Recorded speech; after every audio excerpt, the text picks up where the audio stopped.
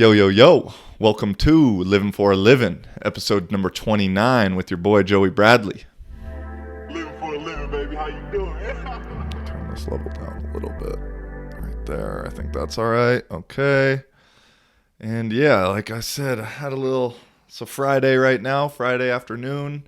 Got some gloomy Seattle weather in Jihlava, Czech Republic, making me feel right at home. Minus all the craziness that's going on in Seattle. Oh, I'm definitely not coming home for Christmas. Sorry, Mom. But you guys can come to Portugal, where people might be crazy, but they're not that kind of crazy. My Portuguese, manos, man. But yeah, we got a good episode coming. I'm going to tell a couple stories. I got a little bit more planned out than I have in the past. Watched The Social Dilemma the other day. I'm going to talk about that and some of my own social media use and a couple little things going on in pop culture. Get a little political, but more from a outside view, you know. So I think it's going to be a good one. You know, episode 29.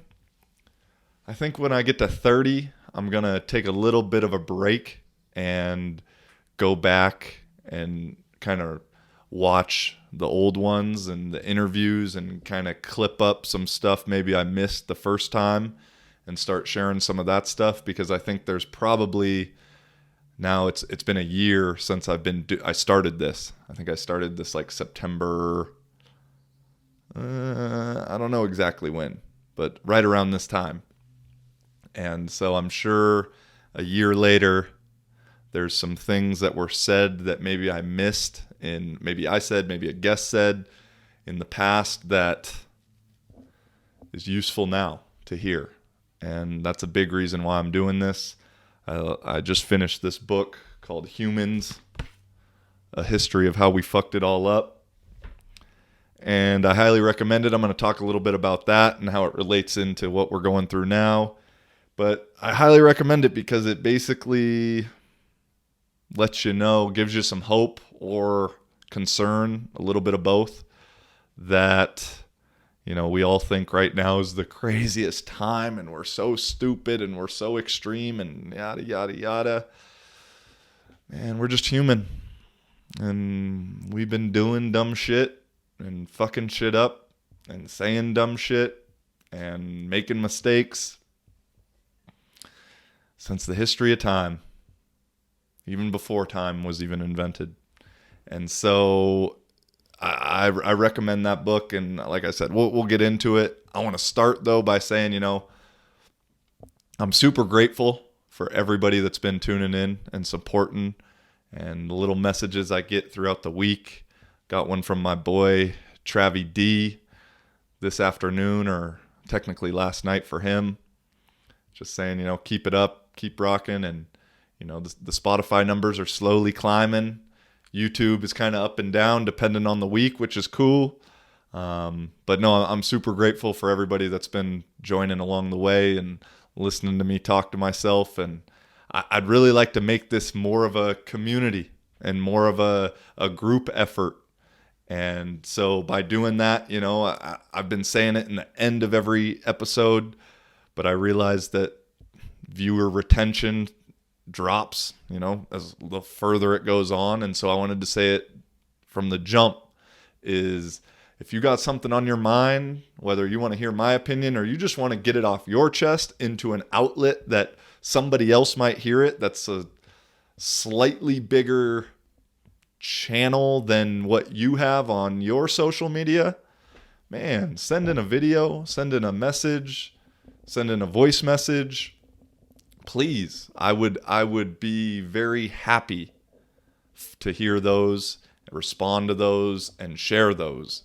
I forgot to get Nelson's video.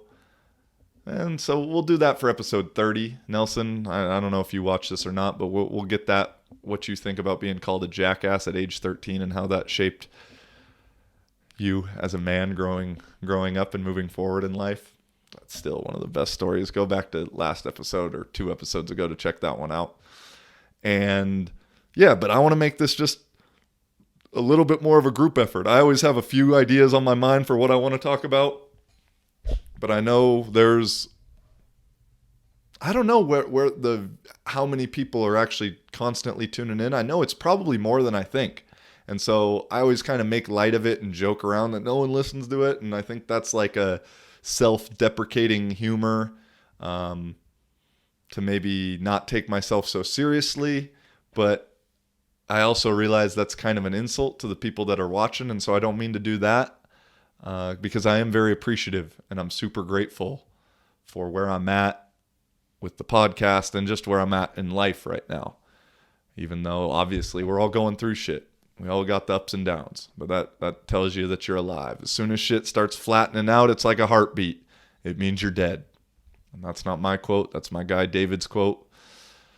So yeah, send in a message, video, voice, text, whatever, email, write me a letter. I don't really give a fuck. Whatever you want to do.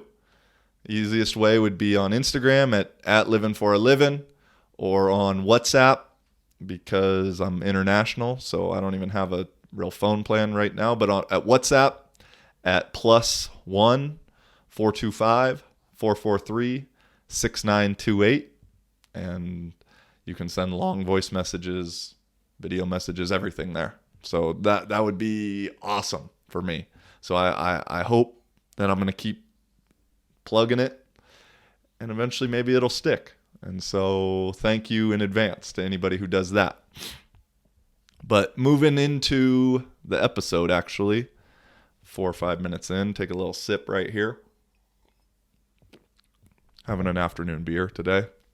Got the Craft APA. It's nice. But moving in, like I said, I watched The Social Dilemma on Netflix. I was kind of holding out on it just because, I don't know, I'm not really trying to watch. I'm just not trying to consume too much content that's like put into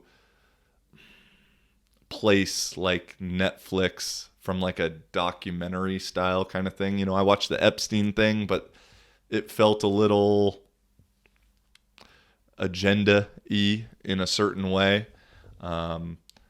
And so, you know, I've been saying I'm not really trying to consume content. I'm just trying to create it. But I do consume, you know, podcasts, and I love Danny Duncan on YouTube and some other guys. But finally, watched The Social Dilemma, and I thought it was good.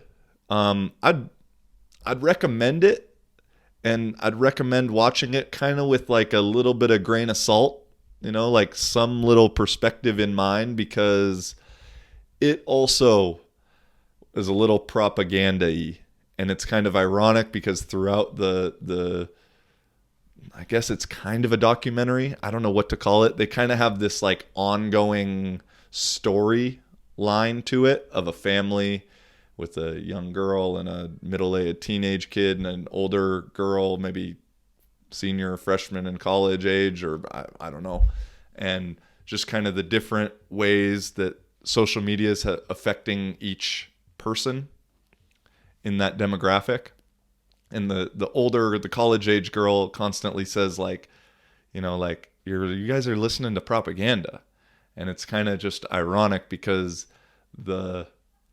while it has some good facts and it has some good stuff in it, it's also its own little slight version of propaganda and a little bit like fear mongering. And there's one guy with dreads in it who is saying how like, if we continue this way, it's like the end of the world and we're going to destroy ourselves. And it's just another fear-inducing thing that is masquerading as like a truthful documentary kind of thing. And it has all these different people that used to work at Google and Facebook and all these places. And, you know, they say some good things, and it's just kind of ironic, you know, because like the creator of the like button is talking about these things, and it's like, you know, he's talking about it in a pretty negative way now. And it's like, motherfucker, that shit made you super rich. Like, you're really, like parading around like he's doing something with this by sharing this information when he is in a way like the root cause for some of this negativity that's happening, and as I talked about last couple episodes, I've been much more conscientious with my usage. I got Facebook off of one of my phones. I unfollowed everybody on Instagram just because, like, I could feel myself becoming a victim to the beast of the algorithm. And while I totally will admit that I could have practiced some better self-restraint, I had been trying and it wasn't really working. And I didn't want to like play this favorite game of, oh, I'm going to follow this person, but I'm not going to follow that, like it. And so I just, the way I am, all in or nothing, I just said, man, I'm going to cold turkey it. Stop. And now I still use it to message. And those people that I'm messaging and I'm connecting with constantly, I check their stuff out. But when you're only checking one story out from one person, when it ends, it goes back to your messages. Or when you're only checking out one profile, you can scroll through their last couple posts and that's all you see. It's not the continual algorithm of the thing. I wish I could somehow get like the search button off of my thing, because I'll admit, man, I sometimes just find myself pressing that and scrolling through.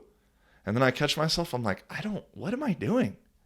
And TikTok is the same way, although I think like I like the TikTok content a little bit more, although it's still pretty stupid for the most part in itself. But if I'm gonna consume something, I kind of like that a little bit better. But no, the social dilemma, I mean, they say in it, there's some good stats that go on with it, about how, and some good like visualizations of like these three triplets kind of in a control room saying, hey, he hasn't used the phone for 24 hours. Let's put this up there and let's put that up there. Oh, we just got paid for this 3 cents for an ad for this. Let's make sure we push that. Oh, he's really consuming this. So let's, the goal of all of this stuff is to keep you on it as long as possible.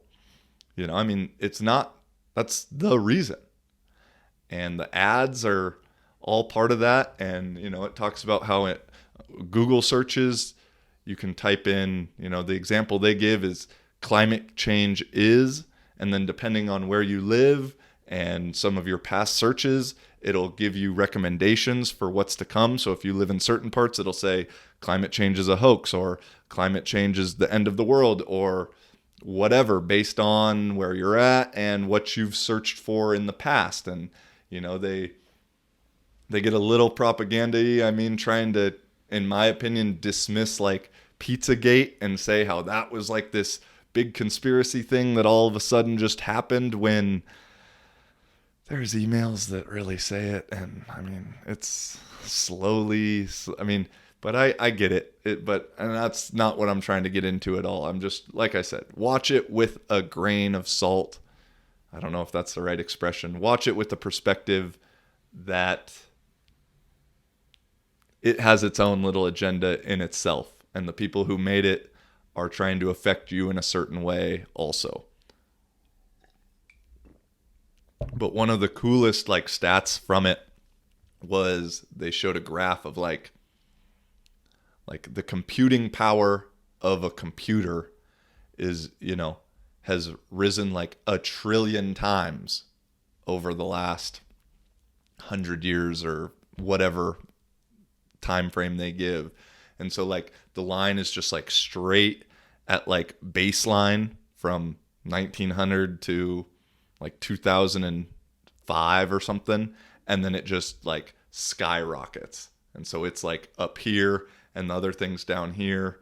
And it's kind of saying, we haven't evolved mentally and as a species fast enough to kind of keep up with the evolution of technology. And so there's going to be this discrepancy between those two things. And no, I liked it though. I liked it a lot in the beginning, and then towards the middle and end, I was like, okay, Okay, but I still think it's worth the watch and just to keep in mind. And, I don't hate on the algorithm at all because, I mean, shit, I'm kind of relying on the algorithm to hopefully get this bigger. I relied on the algorithm to get the Nepal stuff out there and some of the things I'm sharing on the internet. And so, even though I might not fully agree with it, like I'm playing in the game. And so I'm not going to get mad at it completely. While I may not agree with all the rules, it's like anything. You can either play the game or you can't. So I just wanted to start with that. And next thing kind of getting into, and this will be a interesting one, is this past week, LeBron James's son, got in trouble, or I don't know, technically in trouble, but he posted a story of himself smoking a blunt on Instagram story and Instagram live. And, while I think probably not a smart move by himself, he's 16 and we've all done some dumb shit at 16 years old, myself included. I've take the cake for that, I think, especially when it comes to smoking weed, which I'm going to get into. But, a guy like him who, LeBron James's kid, who knows how crazy the media is and has been literally living in the spotlight his entire life, you would think he would know a little bit better than to post a story of himself smoking a blunt.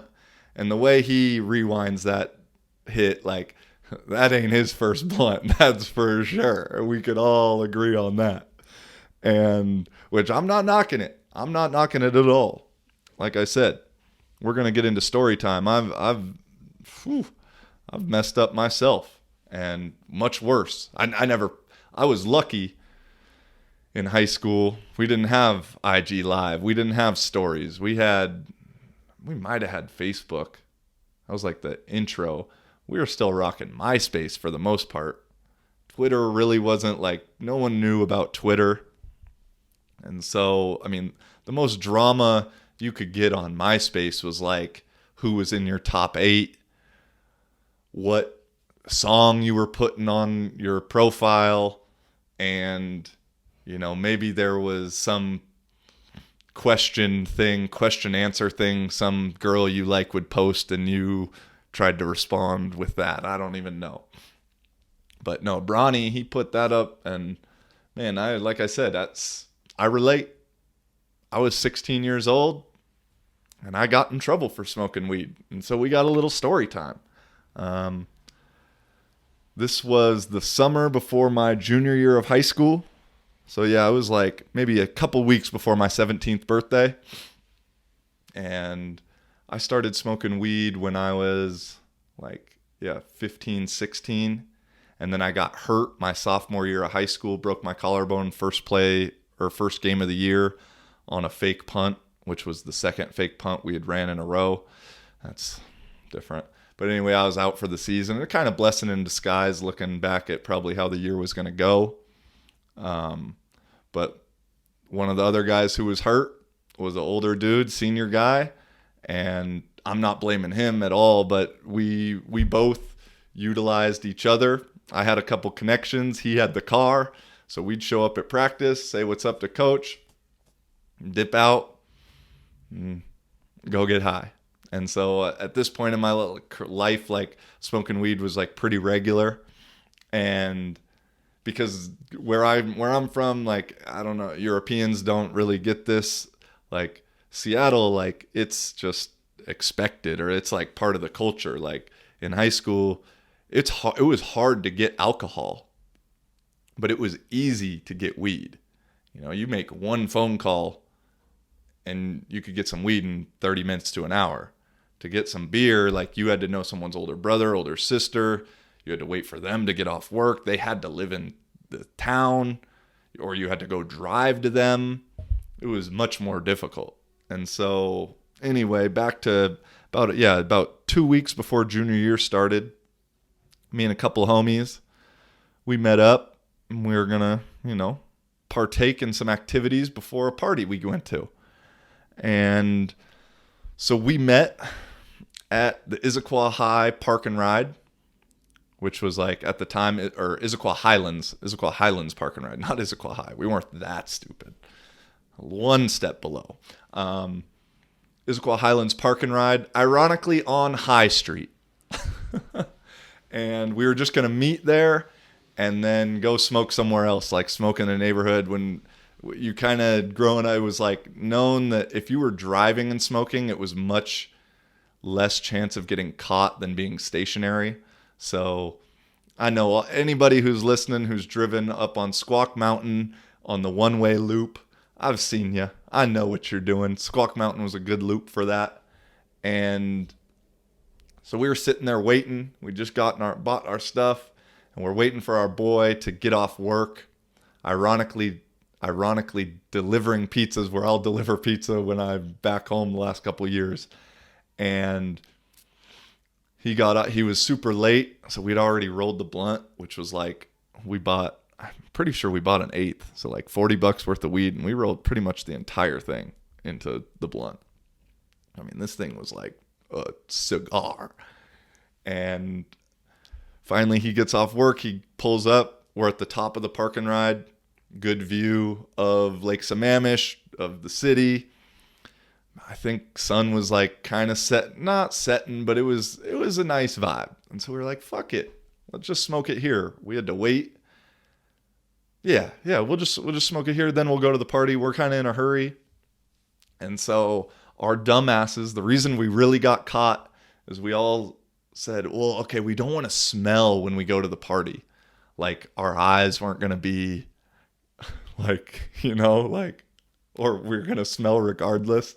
So we all took our shirts off and put them in my trunk. And so we didn't think much of it. But that ultimately there's cameras in the park and ride. And that's what like got the attention of the person watching the camera, and ultimately the cops sent to us. And so, I mean, like I said, the blunt was big. And so that thing took like 20 minutes, 25 minutes to burn probably. And we hotboxed my car, and I mean, it was smoky in the car, like you couldn't see in the back seat. And all of a sudden we're finishing up. We just put it out, and I look up in the rearview mirror, and there's a cop blocking me in. And it's like, oh boy, not sure how we're getting out of this one. And so he walks up to the car, and like I said, because we'd taken our shirts off, like I think the cops thought there was going to be some like gay gangbang going on. Honestly, I don't know. Like I don't think they walked up with the intention of thinking we were smoking. And which I wish that's what was going on. We wouldn't have gotten in trouble for it. We were all minors. There would have been no problems. But he walks up, he knocks on the window, says, hey, roll down the window. And my high ass, I accidentally rolled down the back window first. And I mean, it's the first time from hotboxing 3-gram blunt that smoke went out into the cop's face. And his exact words, which I will remember for the rest of my life, were, wow, that's a lot of marijuana smoke.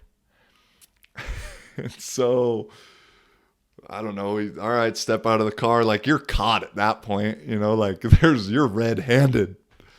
And so we step out of the car and we start talking, and, they're trying to, whose is it? And we didn't really have any more left, and so we're all like, I think, we'd watch Cops, we'd watch some stuff, not admitting nothing or whatever.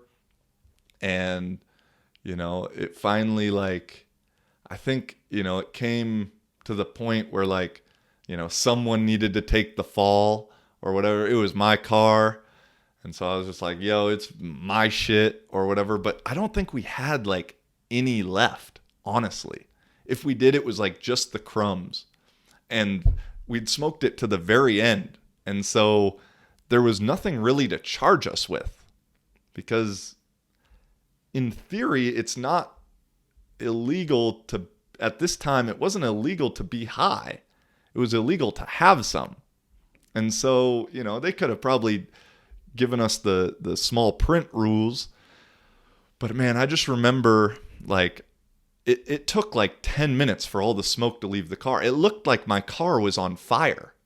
Just smoke billowing out of the car. And we're sitting there all cuffed on the like sidewalk.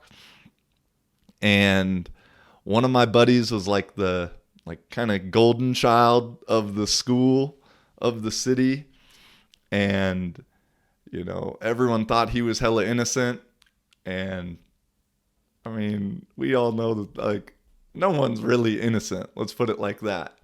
And so how'd it go? I think, they didn't have anything to really bust us for. And I just remember being so high and my mouth was so dry. And then it was summer. It was like August 20th, probably, something like that. And then it started raining. And so mind you, like I said, our shirts were all in the trunk. So we're all fucking shirtless on the sidewalk. And it starts raining and it's cold. And we're like, can we get... So I remember they like got my jacket out of the bed. Like the cops were cool, like they weren't mean. Like this isn't a police brutality story at all. They were cool for the most part. And I mean, I still remember they were like searching through the car. They didn't find nothing. And he pulls out the roach of the blunt. He's like, "Hey, Johnson." I don't know the guy's name. "Hey, Johnson, this is a big fucking roach." And so they ended up being cool. They like let us all call our parents. And parents came and picked us up. Each parent got us. Well, my dad went to bed hella early. So it's like 8:30, 9 o'clock, probably 9:30 at this time. And my mom was down at my grandma's house. And my mom didn't really ever take her cell phone with her. So they're calling my phone, calling my house, calling my mom's cell. No one's picking up. So they weren't just going to like let me go. So all my friends' parents, or all my friends got their parents to come pick them up. Me, I rolled down to the station and I think I sat in the cell for like, I don't know, an hour or two. I can't fully really remember. Like just a detaining cell. Like no one else was in there. And they kept calling my parents. No one answered. And so finally, I think they were just like, we're going to just take you home or something. Like, cause I lived like 5 minutes away. So at this point, I don't think I'm cuffed. I'm just riding in the back of the cop car, getting a ride home, and take me home. My dad, I think, rang the doorbell. I think just my dad's awake. This part's all kind of a blur. Because like I said, man, I was high as fuck during all this shit. Like, memory isn't great from that time, And man, I got home. I think maybe my mom was home already. I don't even know. I know a parent of one of the guys had been calling my dad like nonstop. He might have finally woken up. And boy, I got home. And my dad laid into me. Which rightfully so, I deserved it. "You fucking idiot. You fucked everything up." And, I didn't know what to, I was, it was what it was. I fucked up. I knew it. And ultimately, I ended up getting suspended from the first 2 games of the season. We all did because of kind of the rules with drug and alcohol if you got busted and stuff. And I also told my homie, who was like the golden child, who no one thought ever did anything ever wrong in his life, but could, whatever. I'm not going to throw nobody. But I told him, you tell your parents, tell everybody whatever the fuck you want. Whether you were smoking, whether you weren't, whatever. You tell them whatever you want. Just tell me what the story is so I can relay that and so I can be on the same page. Because he was like the guy who had the shot to make it. And so that's what happened.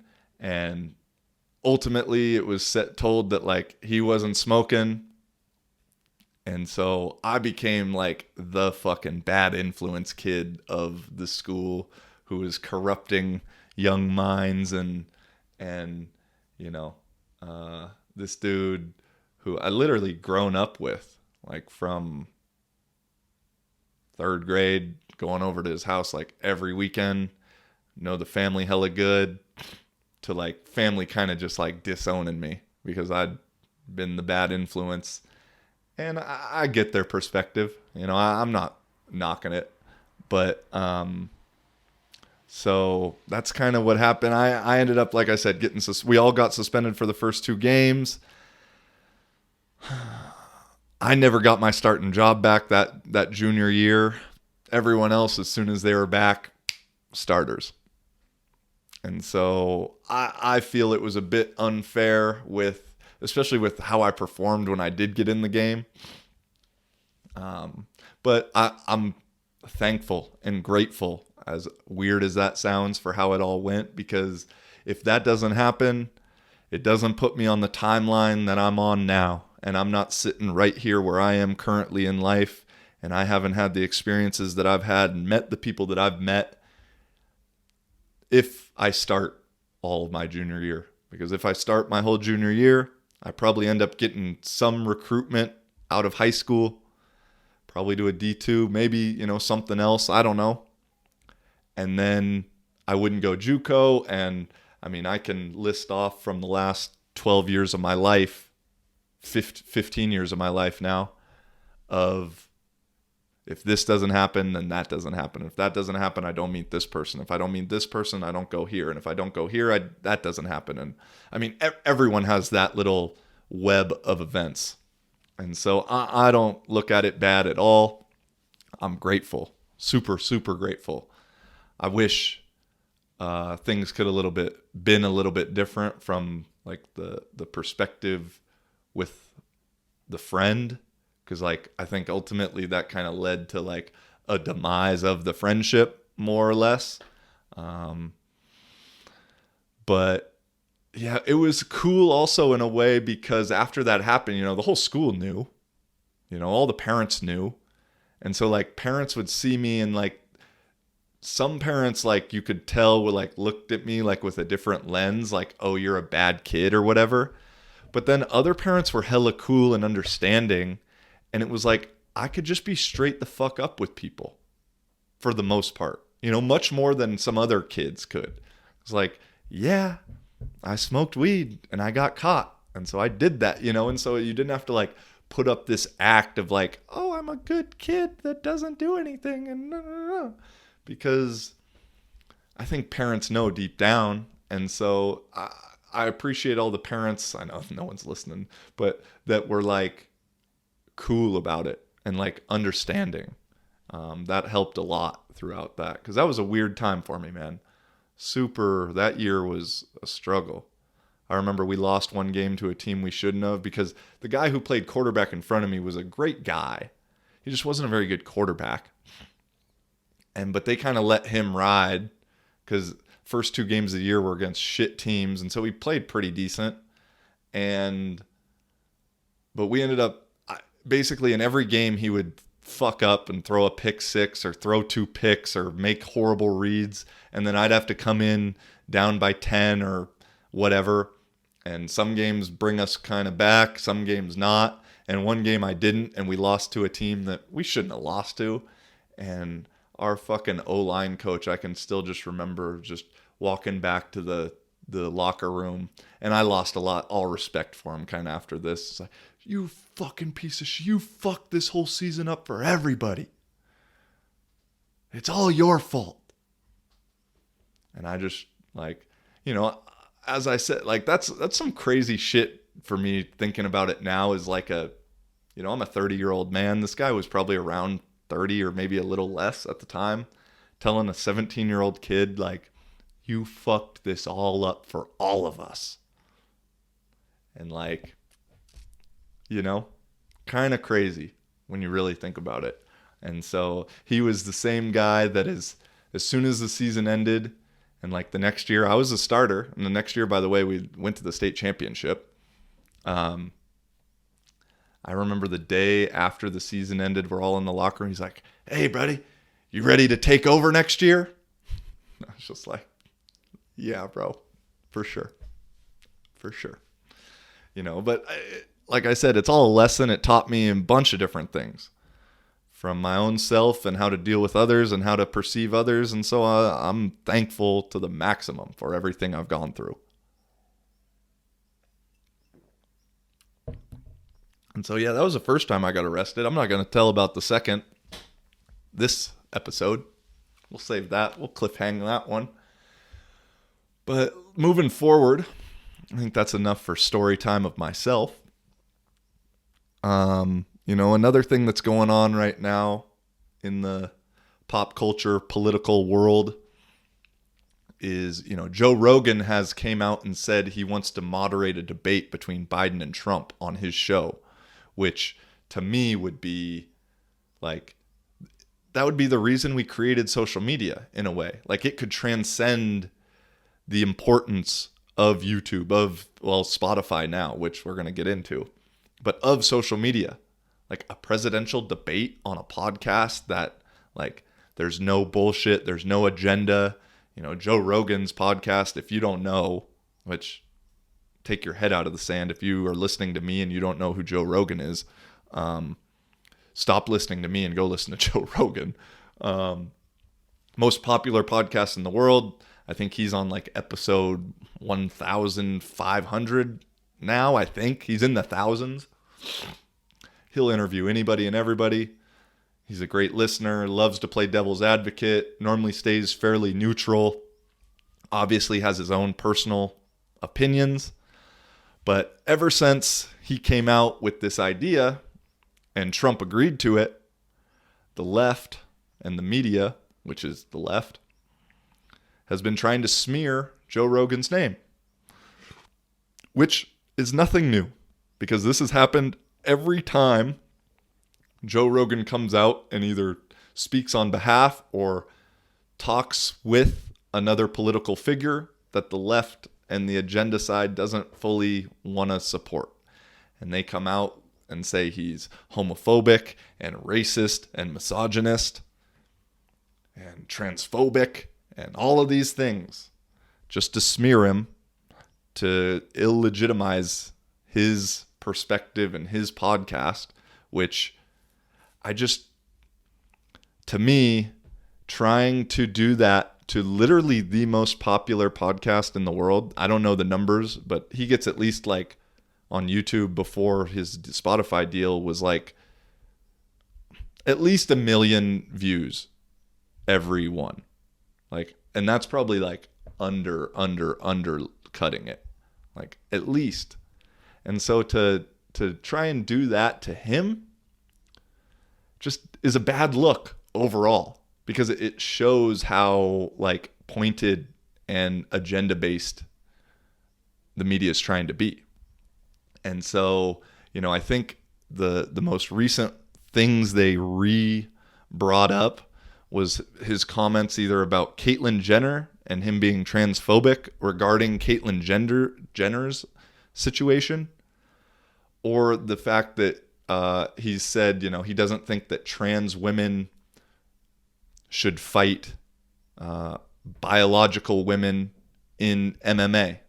Because if you don't know, he's a big MMA guy. He's the announcer for UFC, has a ton of knowledge in that department.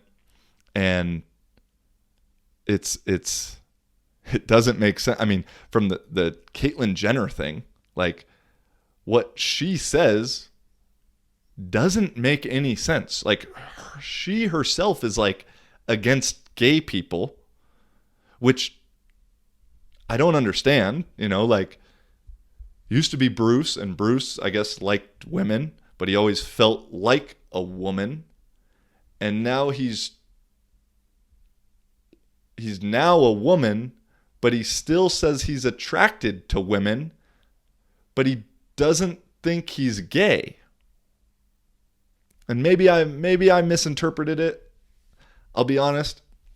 I'm not Google searching Caitlyn Jenner too much in my life. The whole Kardashian crew could fall off the face of the earth. I wouldn't know. I mean, I would because it'd be on Twitter. But other than that, if it wasn't on Twitter, I wouldn't know. And so I don't know how those add up. But that's kind of 2020 for us. Or, and then they say, Joe said that he doesn't think trans women, meaning people who were born a man and then became a woman by the great chop off, should fight girls that were born women in UFC or MMA. And I totally agree with that also. Because biologically speaking, and I'm not saying that the trans, I believe that people are trans. I do. I'm not disagreeing with that. But from a biological standpoint, there's still the XY chromosome that there's an added strength.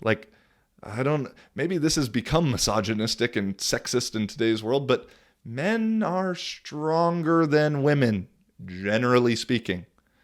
And if you took the average guy and the average girl, the guy would win in the fight because of evolution. Men have always fought in the wars. I mean, majority speaking. And so there's been, a couple cases either in a wrestling match in like high schools or MMA stuff where the trans woman beats the shit out of the other person, out of the other woman. And so I'm all for, if that's what you think you are and you want to, you obviously do, if you're making some sharp decisions like that. So I'm not discrediting or disbelieving you at all, but I still think there's some gray area. It ain't black and white. And so those are the two things that they're always getting Joe for, main two things. And I think, I don't know. I'd be curious to hear. Let me know what you think in the comments. I think a majority of people agree with Joe, but the media left media loves to hammer that shit home and make it seem like everybody is in disagreement, which I don't think is the case. And so I'm curious now, Spotify, because of some of these things, and Joe actually, the main thing he's in trouble with Spotify for right now is that he said on one of his latest episodes that there's been activists, he used the plural, activists, that have set fires along the West Coast when it's really only been one activist that got arrested. And so the rest of the people setting fires can't be confirmed as they're just people. And so the fact checkers came out in full force, and there's so many weird fact checks going on where it'll fact check something on an incredibly specific sentence, like the fact that he said it was activists, plural, and they'll say, no, that's false. It was only one. But you have to read like 4 lines down in order to see that it's actually only one, that he misspoke. And so he's came out and apologized about that, because now Spotify wants to try and censor or have like the final say on what gets published for him. If you don't know, he just signed a $100 million contract with Spotify for exclusivity of his podcast, which good and bad move, because on YouTube, when he's on YouTube, iTunes, all over the place, like if you're going to try and get him in trouble like that, you have to get him in trouble in all these different channels. And it makes it much more difficult than just trying to get him in trouble in one channel. And so I'm curious to see what goes on with that. He has a very strong and supportive fan base.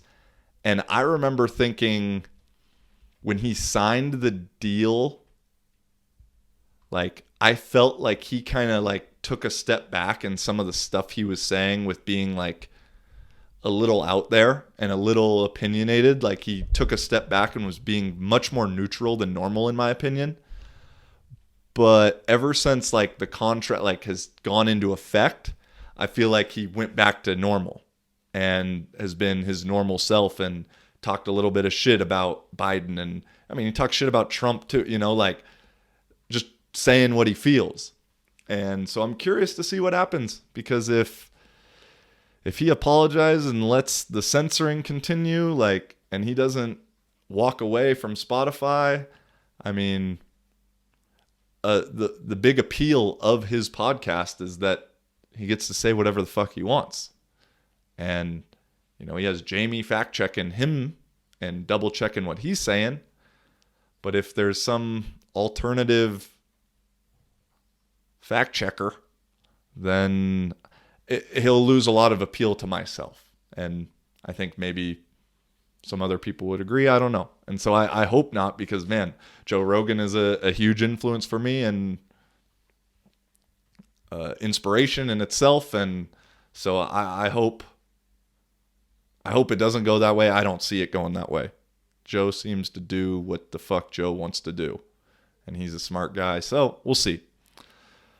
But yeah, that's where that's at. And kind of sticking along, like I said, somewhat of a political topic, but not really. Like I said, I just finished this book. I don't know, it's backwards. Humans, A Brief History of How We Fucked It All Up. And man, it's good, man. It covers everything from like how our brains work and like naturally kind of want to fuck things up with like different I don't know why I said that with an accent. Illusory correlations, heuristics, like how our brains, like, you know, we've evolved to want to make patterns out of things because that's kind of how we've survived. And it's good in the quick decisions that need to be made at times for survival back 1,000 years ago. But as we get into a world that's much more thought out and we need to make more informed decisions, some of these like evolutionary traits that we've developed don't help us think clearly. And so it talks about that really, really well. And so, you know, I'm not going to get into every chapter. This isn't a book review. I don't think anyone's tuning in for that. But one of the, like, you know, it goes from everything from how our brains work to how we've continually fucked up the environment and tried to change the environment for our own good. How including like animals and bringing in animals to certain areas that shouldn't be there and how it messes up the ecosystem. You know, one of his quotes he says is that humans' persistent belief that we can make living things do exactly what we want them to has a rather nasty habit of backfiring on us, and gives, you know, multiple different examples of they brought English rabbits into Australia in the early 19th century. Rabbits ended up kind of taking over the continent and screwing up a lot of the crops. That talks about they do kind of the same thing. The British like to do this, I think, more than anybody else.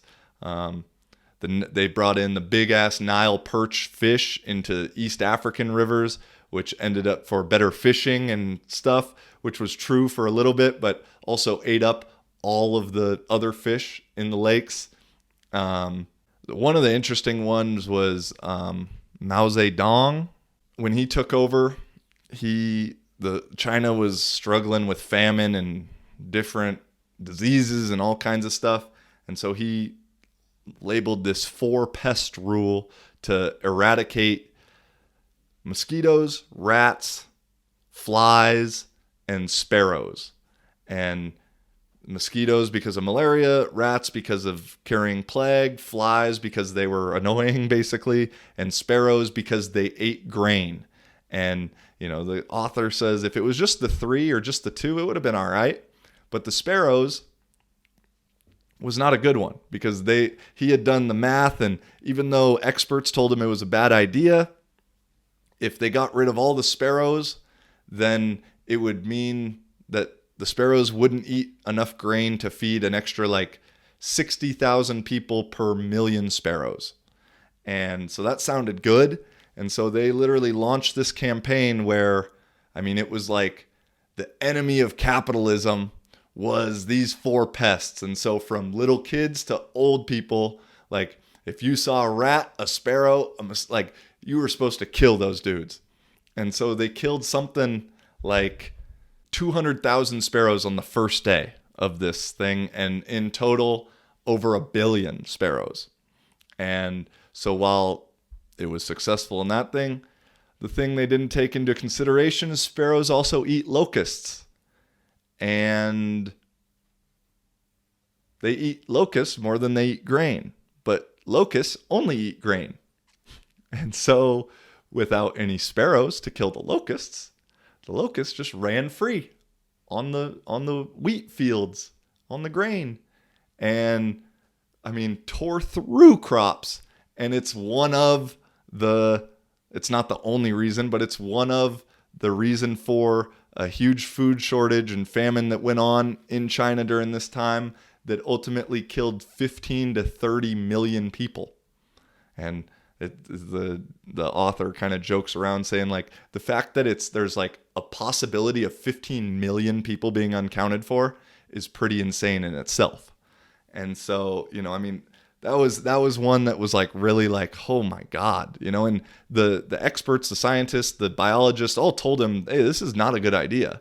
And he just went through with it, and talks about the different leaders throughout history. And, I think, Trump gets a real bad rap right now in some circles, which I agree to a certain degree.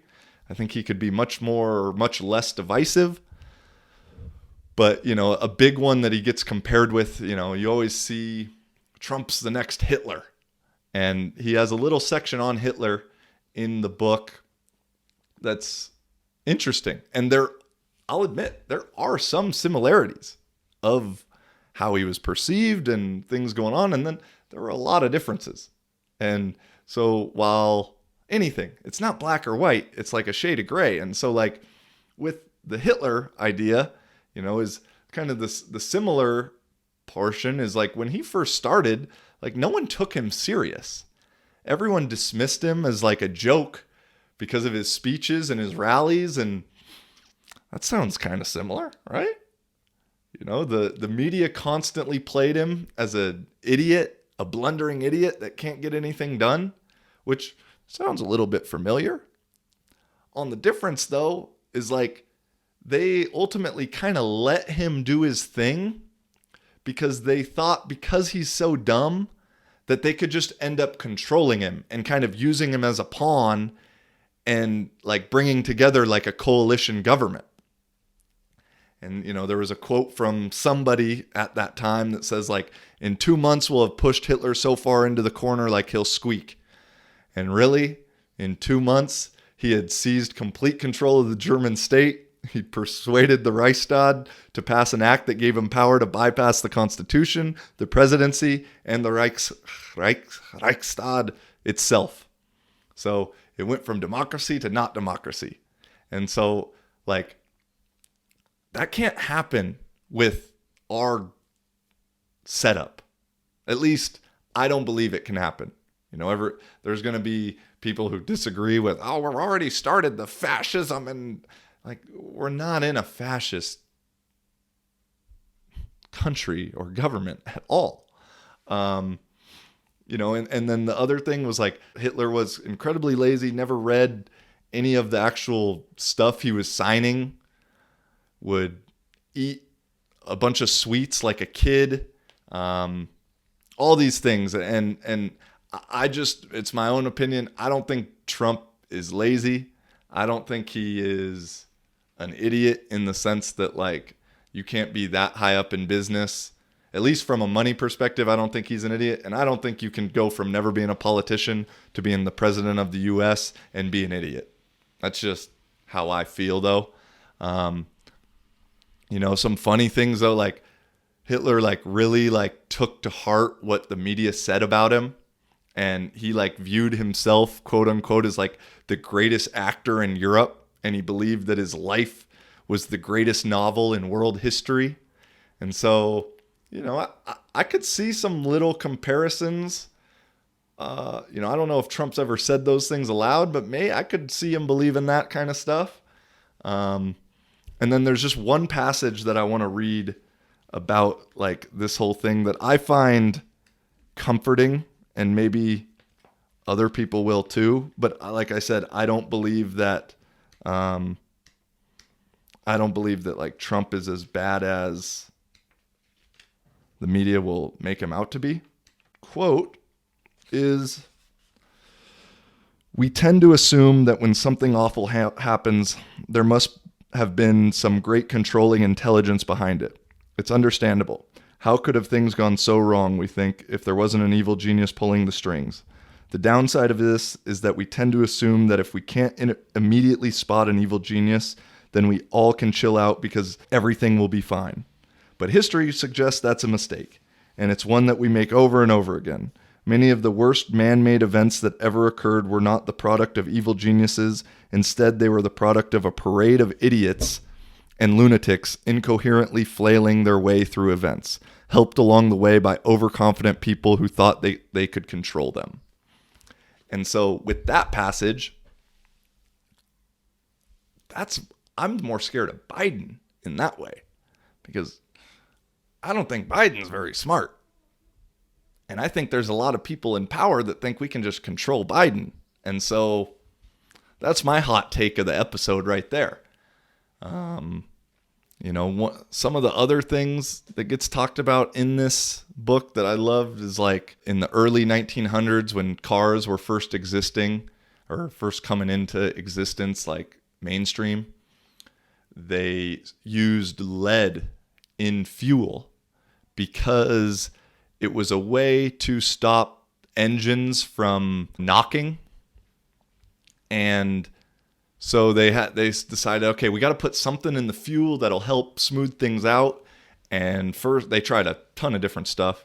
And first thing they tried was iodine, and it worked well, but there wasn't enough and you couldn't produce it fast enough. So they looked into other things, and ultimately they realized that ethanol, alcohol, worked really well and did the job. And so did lead. The problem with ethanol is that it was very cheap to make and you couldn't patent it. So it was very difficult to make some money off of it. Whereas the problem with lead, while it was a little bit harder to produce, therefore you could make a little extra buck on it, it also was very poisonous. But in the name of true American values, we put the dollar in front of health. And so, despite expert opinions, we continued for like 20 years of lead in the gas and cars, despite people in factories constantly dying. And then it finally got to a point where they did a study on it to see if it was true. And also at this time, everyone in the world just kind of adopted that this was okay because the Americans were doing it. And at this time, they do a study or whatever. And ironically, the study was funded by the company that's producing the gas with lead in it. So surprisingly, the results were inconclusive that everything was okay with the lead. And, it's hard to fully determine, and it's some correlation versus causation. But during these times of lead poisoning that was literally throughout the world and the U.S. primarily, where some of these stats are, crime was rising. There was problems with mental health even though they didn't really label it at the time. And it's like as soon as countries stopped it, and it was happening all over the world also, and as soon as certain countries got off of it, it was like there was a direct relation that as soon as lead was out of the gas, some of these issues stopped happening. And, you know, he says something in the book that like the people who've been in charge for the last like 20 or 30 years were all brought up in the time of leaded gasoline. And so like kind of jokes, but it's also serious in a way that like we're being led, pun intended, by people who grew up with lead poisoning, which is a main cause of psychosis and just mental disorder and mental problems. So that was the people who are going to lead us next in the world have got their own shit, from GMOs to other kinds of poisons that we've been, fluoride in water, all kinds of different stuff. So I'm not saying it's like the next step up is going to be better. There's going to be a new thing that repeats itself. And that's kind of just the overarching idea of this book that I took from is like, we're not really any much smarter than we have been in the past. Like maybe it appears that way, but we continue to make the same mistakes over and over and over and over again. And one of the things they talk about with the mind is like the availability heuristic, which basically says like in a situation, you take information that's most easily and readily available, and then you kind of cling to that. And so it's kind of like why news stories and things become so easily remembered on a different level, because the frequency that the TV gives off and our phones give off like kind of brainwash us also. That's a different one. But when you're affected by availability heuristic,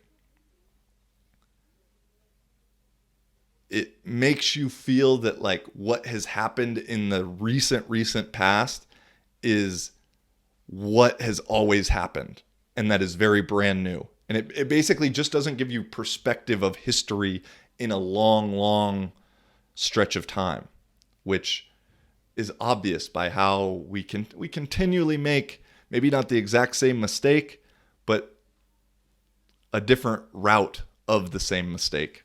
And so, yeah, no, those were a few of the ones. There was a good one about Khengis Khan and how ultimately, I guess real quick, I can throw it in there. We're at that hour mark, so we're going to wrap her up. But Khengis Khan, notorious for like taking over half the world, supposedly didn't even want to do that. Like supposedly his first kind of conquest where he took over, I had to look this one up, when he took over the Khwarezmian Empire, which was led by this dude named Muhammad at the time, he wasn't trying to take him over at first. He was just trying to negotiate a trade agreement with them because Mongolia was in a good setting, good time. They just needed a trade route. And through a series of miscommunications and mistranslations,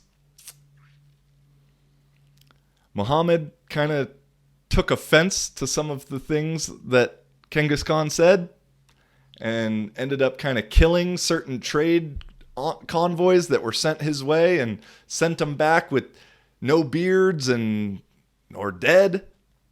That finally Khengis Khan, after he gave him like 3 chances, was like, man, fuck you. We're coming for war. And he ran through the Khizermanian, I don't know how to say it, empire pretty easy. And so after he ran through it, he was like, shit, that wasn't very hard. Let's just keep rocking. And ultimately just kept taking over and just kept on going. And that's what led to the Mongolian Empire just becoming so vast and taking over, a humongous chunk of the world.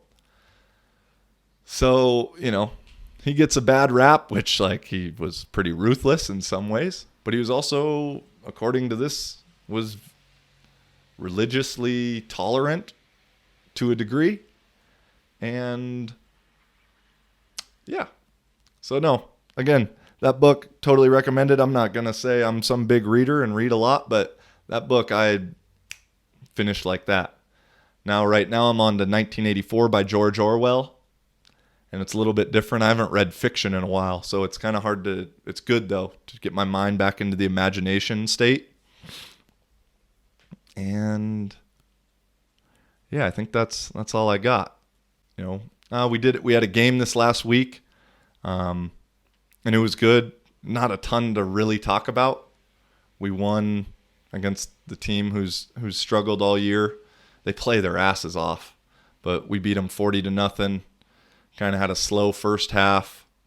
You know, it's always tough sometimes to play the team that you just know you're supposed to beat and come out intense and fired up, and, you know, had a couple mental mistakes, couple physical mistakes, but overall had a nice solid game, and defense pitched another shutout. So we'll have a much better challenge this week. We play a team we played the first game who we beat pretty well, but watching on film, man, they've improved a lot over the last 4 weeks, 5 weeks.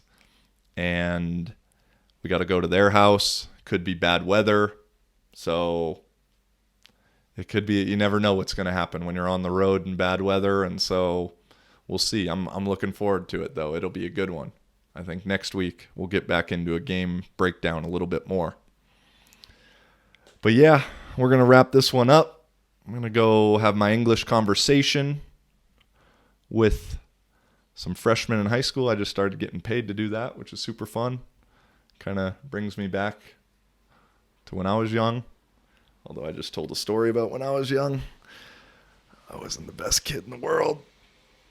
But yeah, alrighty, man. Like I said, send in those comments, send in those questions, thoughts, concerns, anything like that. And we will see you next week. All right? As always, I appreciate you. I'm very grateful for you for being here. Grateful for where I'm at. Grateful for us. I love you. And I think you matter. I know we all think we need to change something about the world, man. Let's change something about ourselves first and foremost. It's a struggle, I know, but we can do it. Alrighty? Until next time, peace and much love. Have a good one, y'all. Living for a living, baby. How you doing?